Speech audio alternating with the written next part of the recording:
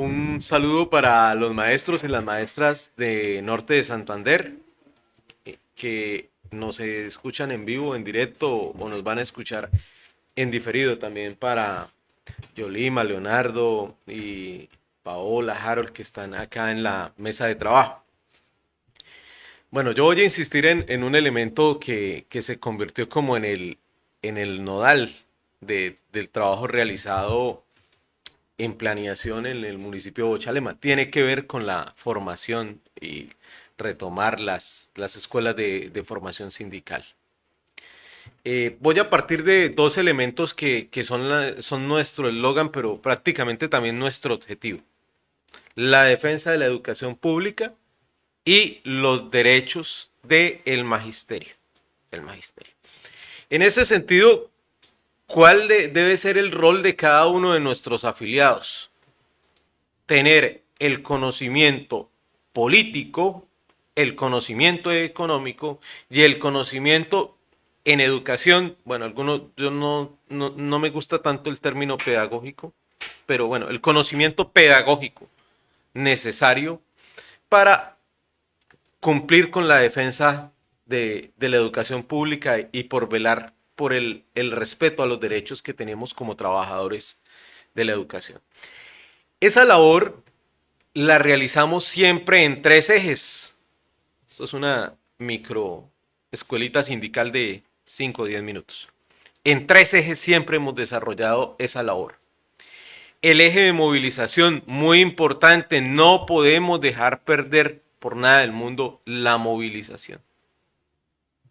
Es más, si miramos en el último tiempo, entonces las movilizaciones sí han tenido un cambio histórico.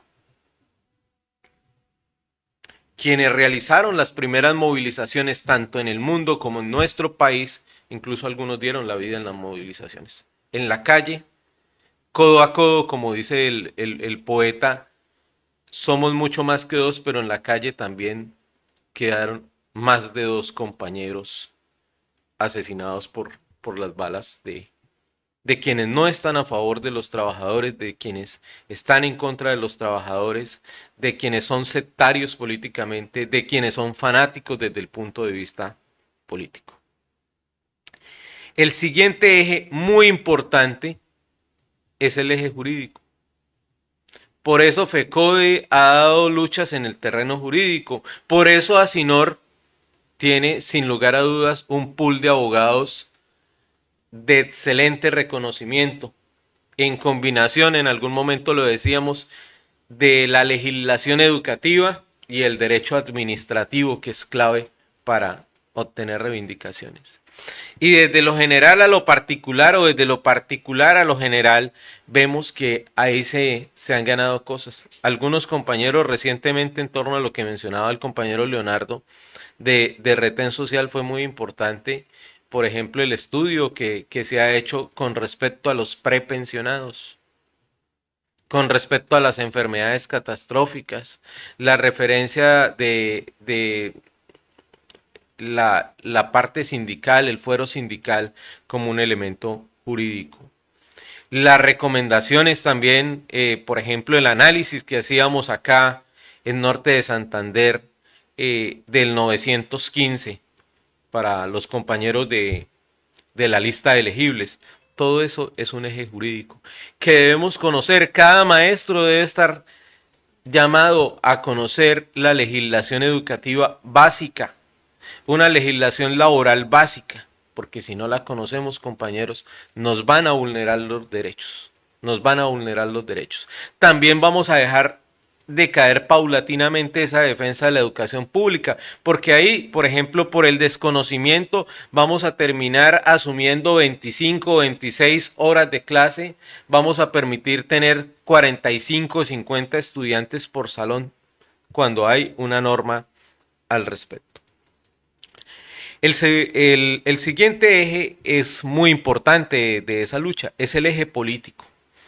Este genera un poco de urticaria, de encona dentro del mismo gremio, porque como tal al interior tenemos que reconocer que somos variopintos, ¿sí? Estar en la organización no exige la militancia en un determinado partido como tal, pero sí exige un conocimiento de lo político y sí hay una afinidad ideológica política que la podemos encontrar, estimados compañeros y compañeras que nos escuchan en esta mañana, no en el surgimiento de la democracia griega, sino en la época de la revolución industrial, cuando se hace esta democracia moderna, digamos, toma fuerza en todas las revoluciones burguesas, en la Revolución Francesa, en la misma independencia de los Estados Unidos. Y ahí hay que comprender entonces una cosa que algunos llamaron como la lucha de clases y que otros dicen que eso no existe, pero que en la práctica está. Entonces, esa clasificación de derecha e izquierda sale por allá de Francia y fíjense que es bien interesante. En algún momento, cuando estaba desarrollándose la Revolución Francesa, obligaron al rey de Francia como a escuchar a un parlamento. La reunión de la Asamblea Nacional se llamó. Y en esa Asamblea Nacional los partidarios del rey se sentaron a la derecha, otros que no eran ni del rey ni del otro sector en el centro, y los que no eran partidarios del rey a la izquierda. Desde ahí sale la connotación de izquierda y derecha. Pero si vamos a sumar eso de pronto a lo que va a venir posteriormente con la revolución industrial, entonces por un lado nos van a quedar los burgueses y unas líneas burguesas políticas, generalmente liberales y liberales conservadoras, porque el liberalismo es político y económico. Entonces los liberales en lo político y en lo económico pues van a crear partidos de corte liberal. Los liberales en lo económico, pero conservadores en lo político, partidos de corte conservador. Y ahí estaba el grueso de la burguesía. Y por otro lado, los trabajadores crearon sus gremios, sus asociaciones, sus sindicatos, sus ligas, y posteriormente se nutrieron de ideologías. Aparecieron en esa época ideologías anarquistas, ideologías socialdemócratas, socialistas, comunistas. Bueno, que en este pequeño esbozo no voy a profundizar en ellas. Pero difícilmente un burgués que estaba alineado de pronto por allá en la parte con un rey, bueno, en algún momento hubo choque entre burguesía y monarquía, que estaba alineado con quienes detentaban en el momento del poder, iba a trabajar políticamente por los trabajadores. Por allá en 1848 en Inglaterra se dan dos movimientos, el movimiento de los luditas y el movimiento de los cartistas. ¿Qué pedían los cartistas? Participación política frente al Parlamento. Señor, denos participación política, porque estaban excluidos políticamente. Entonces se ha ganado la participación política, por eso en Inglaterra encontramos un partido que se llama el Partido Laborista, Partido de Trabajadores. Entonces sí hay una afinidad política con algunos movimientos. Y esos movimientos pueden ser más afines a los trabajadores que otros. Si usted está en España, sabe que el partido político Vox va a trabajar fuerte por darle reivindicaciones a los empresarios y flexibilizar la parte laboral, es decir, aplicación del neoliberalismo.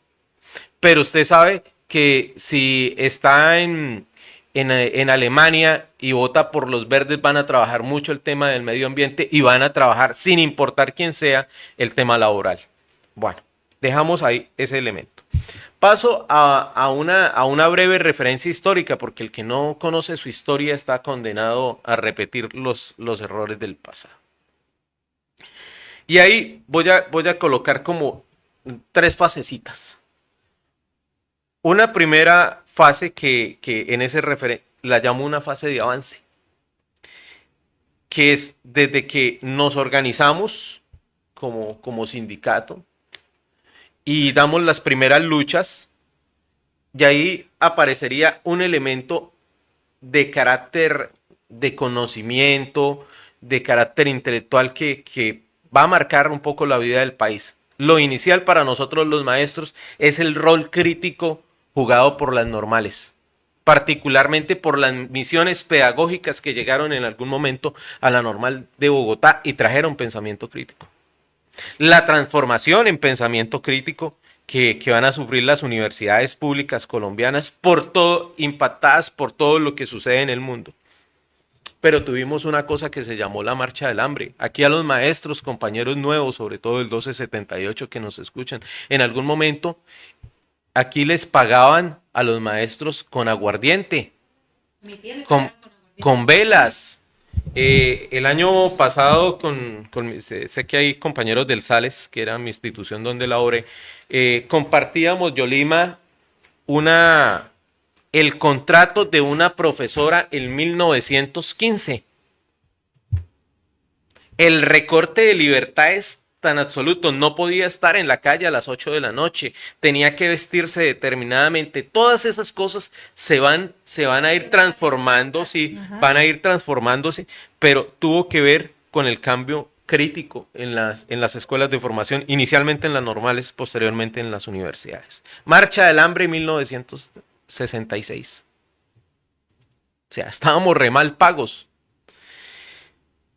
En 1971 hay un ícono en la lucha colombiana. Es el movimiento estudiantil colombiano, Leonardo, de 1971, que es un coletazo del 68 francés, de lo ocurrido en México con los estudiantes asesinados en la plaza de Tlatelolco. Aquí llega ese movimiento, el 71. Ese movimiento del 71 creó los dirigentes que quizás más avanzaron en la historia. Todavía quedan los últimos compañeros remanentes en FECODE de lo que fue ese gran movimiento del 71, que son los compañeros que van a conquistar el estatuto 2277 en 1978, que son los compañeros que conquistaron la ley 91 de 1989, que es la que estamos defendiendo en este momento y que no vamos a permitir que ni gobierno contrario, ni gobierno neutro, ni gobierno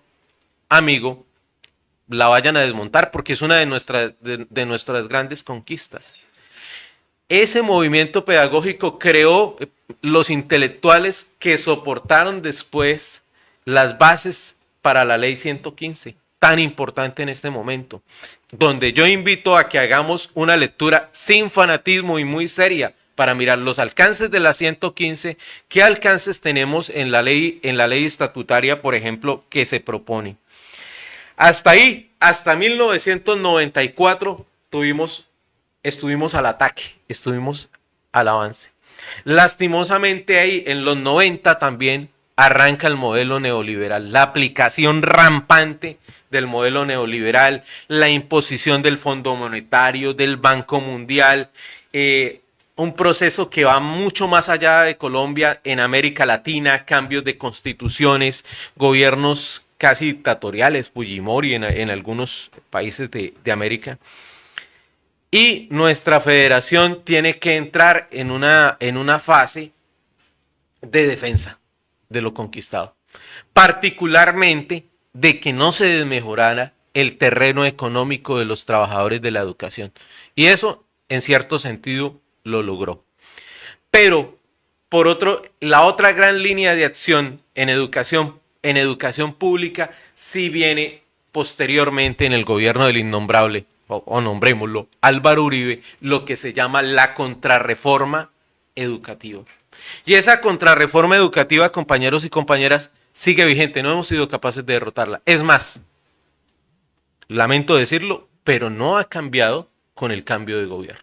O sea, aquí seguimos trabajando competencias, formación por competencias, estándares, DBAs, eso no se ha tocado, eso no se ha tocado.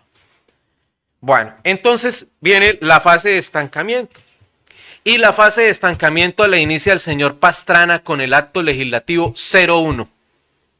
Ese acto legislativo 01, que es económico, es el padre genético del estatuto 1278.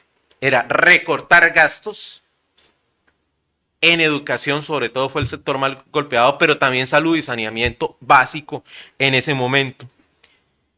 El recorte a las transferencias de Uribe va a tener otro hijo putativo, la ley 715, que es una ley netamente mercantil. Esa transformó el corazón de muchos compañeros rectores. Entonces algunos le dicen, no, es que la ley nos ordena que además de trabajar en pedagogía, somos administradores. Es decir, los convirtió en el rol de unos negociantes que administran un colegio. Y a la par de eso, entonces, se va a complementar con el 1850, con el 3020, y ahí vamos conociendo entonces por qué quienes nos formamos en los 90 estuvimos en colegios públicos en salones de 25, 30 estudiantes y quienes se forman hoy en nuestros colegios públicos se encuentran en salones de 45 y 50 estudiantes. Pero vino también un renacer. Estamos en un renacer, eso no lo podemos descuidar. A partir de 2015, de las negociaciones aquí con el gobierno de nuestro sindicato nacional FECODE y también a nivel regional son bianuales por el decreto 160. Y vino un renacer en el 2015. Lograron partirnos, ¿no?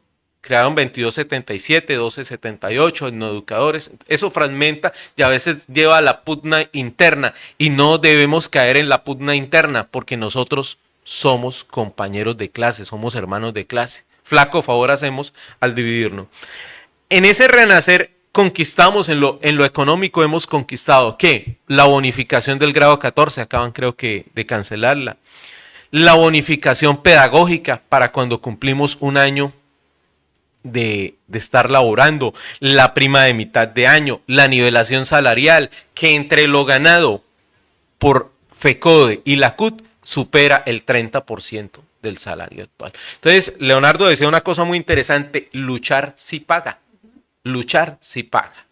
Ahora, seguimos entonces, fíjese que las dos escalas, la de los derechos, ahí vamos, diría que bien, pero la educación pública hay elementos que tenemos que ganar, hay que reformar esos decretos y hay que reformar la madre y el padre de todo esto. Necesitamos, la máxima conquista en este momento para el magisterio sería la reforma del sistema general de participaciones, que fue el padre de todos estos esperpentos para mal, tanto a nivel reivindicativo laboral en lo económico como en el componente de educación. Entonces, en educación, la contrarreforma está viva, dije, desde 2002 nos metimos en el cuento de las competencias. Yo me atrevo, o sea, la parte objetiva me dice que lo que aprende un niño hoy versus lo que aprendía, hay una diferencia abismal. Los lineamientos de 2002, entonces al principio fue suave, lineamientos, mira a ver qué toma. Después vinieron estándares en 2005, de 2018 en adelante los DBA y se están perdiendo dos elementos muy importantes, uno de la Constitución y otro de la Ley 115. La libertad de cátedra que está contemplada en la Constitución.